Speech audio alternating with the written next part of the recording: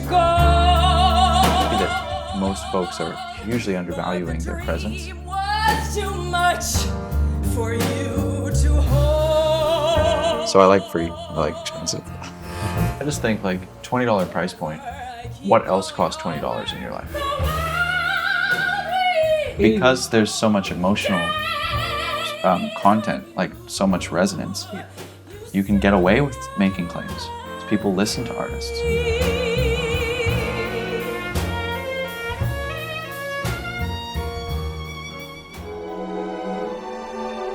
And there's this idea that like, oh, people will value what they pay for.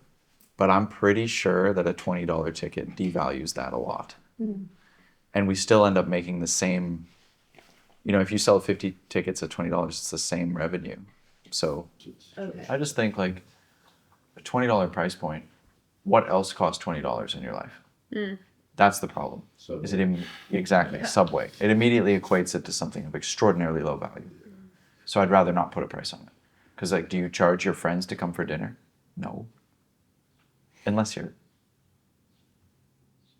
Please don't do that.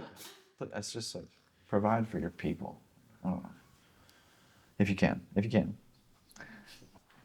But pay what you can is not it. Like, not a chance you're paying what you can. Like who or what?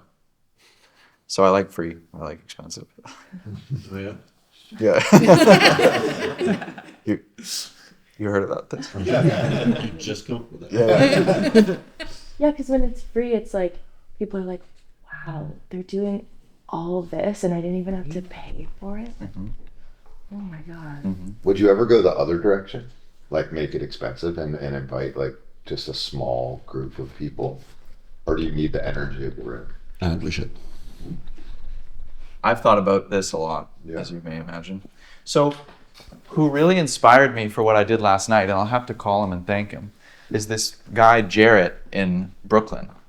So in September, I got asked to play on this live record with my friend Anastasia, and we recorded it in his basement at this loft in Brooklyn.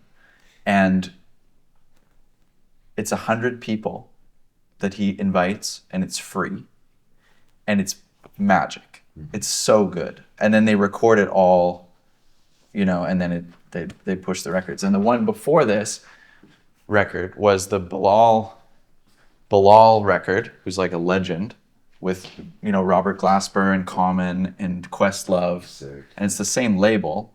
I was like, okay, so this guy is literally just like his house, and that kind of showed me like, oh, I can do this. And I talked to him about this. It's like, you could charge a lot for this. He's like, yeah, but then who's in the room? Right. So I'd be more interested in free. And then, like last night, we had some very wealthy people in the room. And we had some people that, have no means. And I like that. Like, that's the point, because it should be a denominator.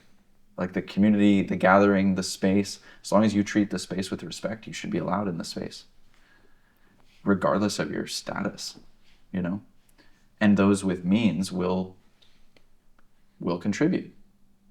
And those without contribute in their energy.